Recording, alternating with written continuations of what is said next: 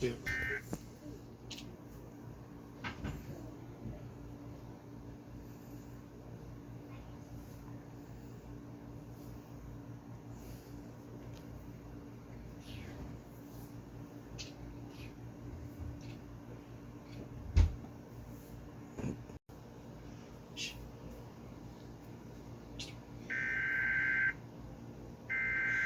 Smudge, you're fine.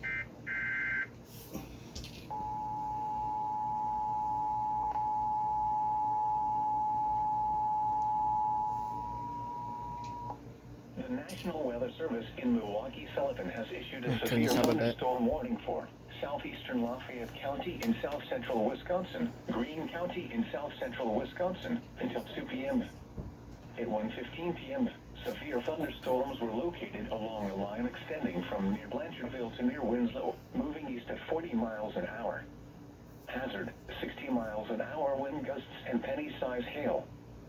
Source, radar indicated. Impact, expects damage to roofs, siding, and trees. Locations impacted include Monroe, Brodhead, New Glarus, Brooklyn, Monticello, Albany, Blanchardville, Dayton, Browntown, Attica, Judah, and Jordan Center.